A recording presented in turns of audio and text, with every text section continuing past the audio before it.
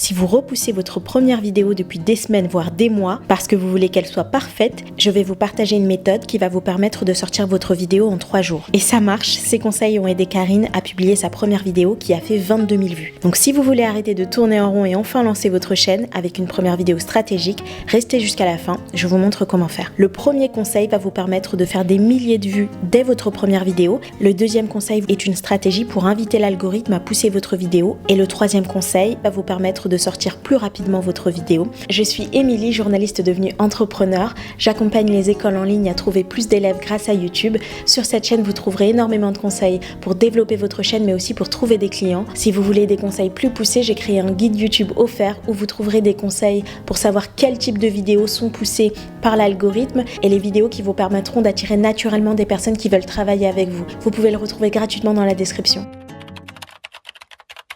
Même si votre première vidéo n'est pas parfaite, vous pouvez faire des milliers de vues en identifiant le bon sujet. Un sujet qui marche déjà sur YouTube. Ne vous lancez pas dans l'écriture de votre première vidéo sans savoir si le sujet a déjà marché sur YouTube. Je veux que vous soyez fiers de votre première vidéo YouTube et qu'elle soit vue. Je me suis lancée sur YouTube avec une vidéo qui a fait quelques centaines de vues et ça fait mal. Ça fait mal et je ne vous souhaite pas ça. Donc ce que vous allez faire, c'est que vous allez regarder ce qui a marché. Vous avez sûrement une idée de chaîne. Vous voulez parler de décoration, de sport, de mode, d'entrepreneuriat, peu importe. Eh bien vous allez regarder les chaînes qui sont dans ce thème-là, dans votre thématique, et vous allez identifier ces derniers mois. Qu'est-ce que tout le monde a fait? Tout le monde a parlé de ce sujet-là, où cette personne, elle fait pas vraiment beaucoup de vues d'habitude, où elle fait 1000, 2000, 3000 vues, et d'un coup, elle a fait 70 000 vues, 80 000 vues sur cette vidéo. Ça, c'est une vidéo best-seller. Une chaîne YouTube qui, dans votre thématique, fait un certain nombre de vidéos habituellement, et qui d'un coup a un pic, ça, c'est une vidéo best-seller. Et c'est ça que je veux que vous alliez surveiller. J'ai décidé de lancer ma chaîne YouTube avec une analyse d'une masterclass créée par Kim Kardashian, parce que ça marchait partout. Aux États-Unis, en France, toutes les personnes qui parlaient d'entrepreneuriat, de formation en ligne avaient fait cette vidéo-là. Et je pense qu'il faut absolument pas avoir cette attitude un peu condescendante en disant non, moi je vais faire quelque chose de 100% original, je vais faire mieux qu'eux, je vais élever le niveau et je vais aller ailleurs. Vous vous trompez. YouTube prend quand même de l'énergie. Vous ne voulez pas perdre votre temps sur une vidéo YouTube qui va totalement flopper. Allez sur ce sujet-là. Vous savez, vous allez faire quelques recherches rapides sur les chaînes qui traitent de votre thématique et vous allez trouver très vite un sujet. C'est ce sujet-là que vous devez faire. Et là, c'est intéressant parce qu'en 3 jours, vous pourrez faire cette première vidéo YouTube. Je regarde pas systématiquement les vidéos de mes concurrents. Les vidéos sur Kim Kardashian, je ne les ai pas toutes regardées. Je les ai regardées parfois après la publication de ma vidéo parce que je veux pouvoir partager mes propres idées. Et c'est là qu'il y aura de l'originalité. Vous allez prendre un sujet dont tout le monde parle, mais vous allez apporter votre regard à vous, vos idées à vous. Et ça vous semblera naturel parce que vous n'allez pas vous lancer dans une chaîne YouTube où vous avez peur de vous exprimer, où c'est un sujet que vous ne maîtrisez pas. Choisissez une thématique de chaîne YouTube qui correspond à quelque chose que vous faites déjà dans la vraie vie. Sur quelle thématique vous pouvez parler des heures et des heures. Moi, j'ai parlé d'entrepreneuriat parce que je fais ça depuis des années, ça fait 5 ans que je suis dans l'entrepreneuriat, je peux en parler pendant des heures. Mais une autre personne aurait pu parler de Kim Kardashian et de parler de son maquillage, mais vraiment de manière très poussée, de manière très précise parce que la personne a 10 ans d'expérience dans le domaine du make-up. Pour vous, c'est différent. Cette facilité-là, l'avantage injuste que vous avez sur YouTube, vous allez le mettre à profit dans cette vidéo et vous n'allez pas scripter mot pour mot. Vous allez encore moins aller sur ChatGPT pour lui demander d'écrire un script parce que ce serait terriblement ennuyeux. Vous allez noter à haute voix ce que vous pensez de tel sujet. Vous allez partir du sujet, ce que vous pensez du sujet. Vous allez faire des bullet points, juste des notes et vous allez allumer la caméra et parler naturellement. Mais vous en êtes capable. Vous êtes capable de tenir une conversation sur un sujet dans la vraie vie. Eh bien, YouTube, c'est la vraie vie. Vous pouvez le faire. C'est la vraie vie. Il y a juste une caméra et des centaines, des milliers de personnes qui sont derrière et qui vous écoutent. Mais faites comme si vous parliez à une seule personne. Et là, vous allez y arriver. En 3 jours, vous êtes totalement capable de le faire. Même si vous comprenez tout ça, même si vous avez le bon sujet, tout ça n'aura aucune importance si vous ne comprenez pas comment fonctionne l'algorithme YouTube. Quand vous projetez de publier votre première vidéo YouTube, vous allez faire attention à vos idées, à votre script, à la manière dont vous allez tourner la vidéo et au montage. Et à la dernière minute, vous allez penser « Ah, il me faut une miniature avant de publier. YouTube me demande une image pour présenter ma vidéo et un titre. » Donc vous filez sur ChatGPT et vous avez un titre basique ou pire qui sort tout droit de votre tête et que vous venez d'imaginer en 2 minutes. Là où ça se complique, c'est que l'algorithme YouTube va présenter cette miniature et ce titre à des utilisateurs et c'est ce papier cadeau que vous avez fait en 2 minutes qui va dicter la réussite de cette fameuse vidéo. Est-ce que votre miniature pique la curiosité? Est-ce que votre titre donne envie de cliquer? Pas est-ce que l'intérieur de votre vidéo est de bonne qualité? Et oui, c'est injuste, je sais, mais YouTube fonctionne comme ça. Si la réponse est non, votre vidéo, aussi intéressante soit-elle, finira à la poubelle, finira invisible par des milliers et des milliers de personnes sur YouTube. Voyez votre titre et votre miniature comme une porte d'entrée. Si vous deviez choisir entre cette porte et cette porte, que feriez-vous?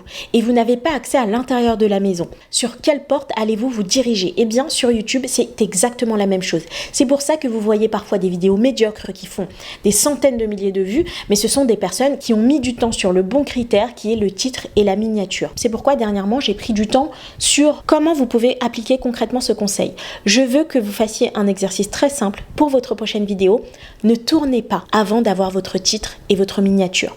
Même si vous y passez 1 heure, c'est 1 heure qui n'est pas perdue. C'est 1 heure qui n'est pas mis comme ça à la poubelle parce que c'est ce qui va déterminer la réussite de votre vidéo. Pas seulement l'intérieur de votre vidéo. Souvenez-vous de l'exemple de la porte. Vous allez faire en sorte d'attirer les gens et si l'intérieur de la maison est suffisamment attrayant, eh bien les gens passeront du temps et resteront. N'ayez pas peur de ça. Je sais que les titres et les miniatures, ça peut être une science occulte, voilà, qu'on ne comprend pas très bien ou qui a l'air difficile à appréhender. C'est pourquoi je veux que vous preniez l'habitude de prendre des captures d'écran, des titres et des miniatures qui vous ont fait cliquer. Vous regardez des vidéos YouTube tous les jours, mais vous passez à côté de ce qui fait la réussite de cette vidéo. Vous êtes persuadé après avoir regardé que c'est l'intérieur de la vidéo qui explique que cette vidéo est incroyable, que les gens ont commenté parce que l'intérieur de la vidéo est intéressante, mais les vues de cette vidéo dépendent énormément du sujet, du titre et de la miniature. Donc je veux que dans votre téléphone, il y ait un album dédié à ces captures d'écran, de titres et de miniatures parce que c'est ce qui vous aidera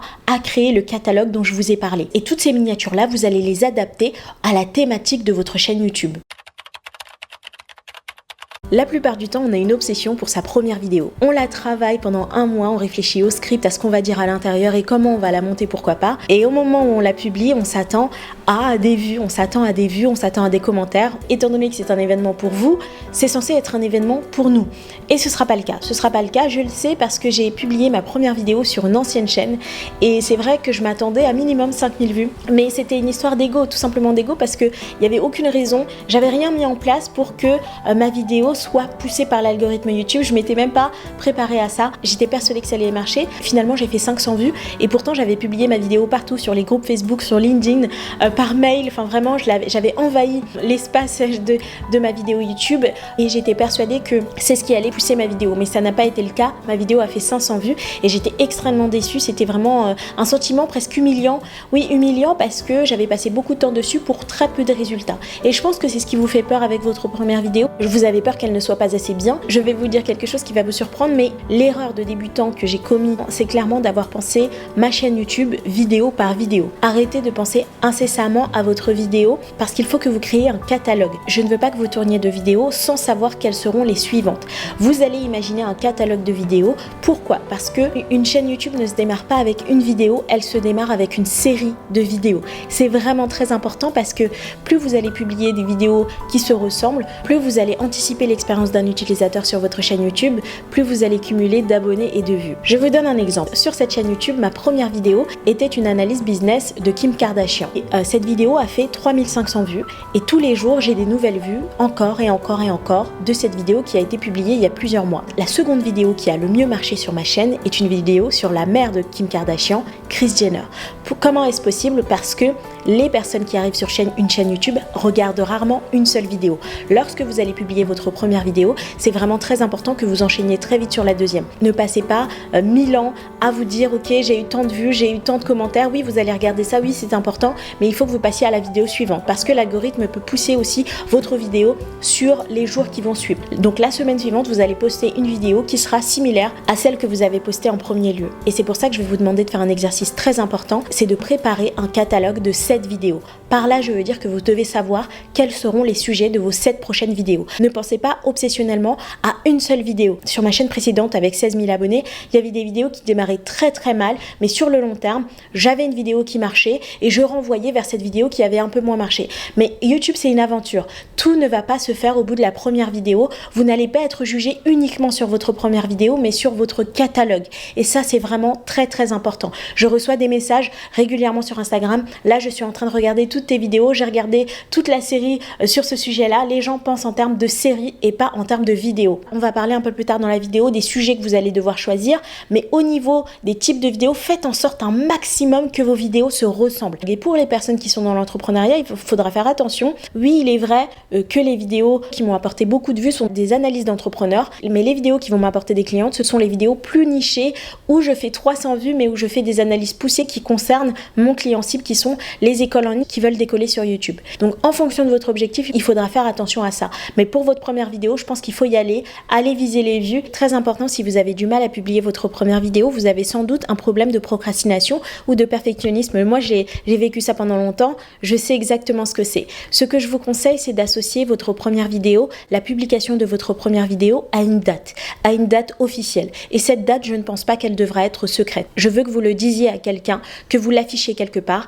Et l'endroit parfait pour ça, c'est votre chaîne YouTube. Prenez la bannière de votre chaîne YouTube et mettez la date à laquelle on retrouvera votre première vidéo. Mettez un post YouTube si vous préférez, mais mettez-le quelque part. Ce sera un contrat entre vous et vos futurs abonnés. Vraiment, mettez ça quelque part parce que sinon, ça n'arrivera jamais. Sur YouTube, vous avez la possibilité de créer des playlists. Je l'ai fait. Ma sœur, qui est aussi formatrice et à sa chaîne YouTube, l'a fait. Vous pouvez sélectionner des vidéos et créer des séries vidéo. Et ça, sur le long terme. Et oui, vous allez le penser dès le début, dès le départ, votre première vidéo s'inscrit dans une playlist. Vous savez, vous êtes sur YouTube, vous vous baladez sur YouTube, vous regardez des vidéos, vous ouvrez rarement votre application YouTube pour regarder une seule vidéo. La plupart du temps, vous enchaînez les vidéos. Donc, ne prenez pas le risque qu'une personne arrive sur votre chaîne puis file sur la chaîne d'un concurrent ou sur la chaîne d'une autre personne. Vraiment, faites en sorte que cette personne ait une expérience sérielle sur votre chaîne. Par exemple, j'ai une vidéo que j'adore sur ma chaîne YouTube, que j'ai pris beaucoup de plaisir à tourner. C'est la vidéo où je répare la chaîne YouTube d'entrepreneurs. Eh bien, je prépare une série où je vais réparer les chaînes YouTube d'entrepreneurs, de coachs, de formateurs et les personnes pourront dévorer cette playlist-là. Je pense à partir d'une seule vidéo et je l'intègre à une playlist. Donc, vous aurez un catalogue général, une sorte de média. Et dans ce média-là, il y aura des playlists. Vous voyez ce que je veux dire? Et ça, sur le long terme, ça paye. Sur mon ancienne chaîne, j'avais créé une série autour du storytelling de l'univers Bridgerton. Et croyez-moi, c'est vraiment le meilleur investissement que j'ai fait. D'enchaîner les vidéos qui se ressemblent. On pourrait croire que les gens vont s'en lasser. Pas du tout, ils vont dévorer, ils adorent ça. L'un des épisodes a fait 100 000 vues. Et ces vues-là, cette masse de personnes-là qui a débarqué sur ma chaîne YouTube, m'a permis de faire exploser d'autres vidéos. Donc toujours, même si vous avez une vidéo qui a floppé, avec une vidéo, à un moment donné, vous allez faire une vidéo qui va faire beaucoup de vues. Peut-être que ce ne sera pas 100 000 vues, peut-être que ce sera 10 000 vues, 15 000 vues, 20 000 vues. Ces nouveaux arrivants vont aller vers les autres vidéos parce qu'ils se disent « Ok, je suis tombée sur cette chaîne géniale, je ne la connaissais pas. Ça fait 5 mois que cette personne la poste. Eh bien, je vais aller regarder ce qu'elle a posté précédemment. » Vous ne perdez jamais sur YouTube, surtout si vous créez des playlists. Si vous avez apprécié cette vidéo, il faut absolument que vous regardiez celle-ci. J'y répare la chaîne YouTube de ma sœur qui est entrepreneur en ligne. Vous allez apprendre beaucoup de choses sur les détails de YouTube. C'est vraiment un cas concret pour augmenter ses vues YouTube et attirer les bonnes personnes. Je sais que c'est très important pour les entrepreneurs de ne pas attirer ce qu'on appelle des touristes, des personnes qui ne sont pas intéressées par notre activité. Et c'est justement ce dont on parle dans cette vidéo, comment attirer des clients sur YouTube. Je vous laisse la découvrir et je vous dis à bientôt dans une prochaine vidéo.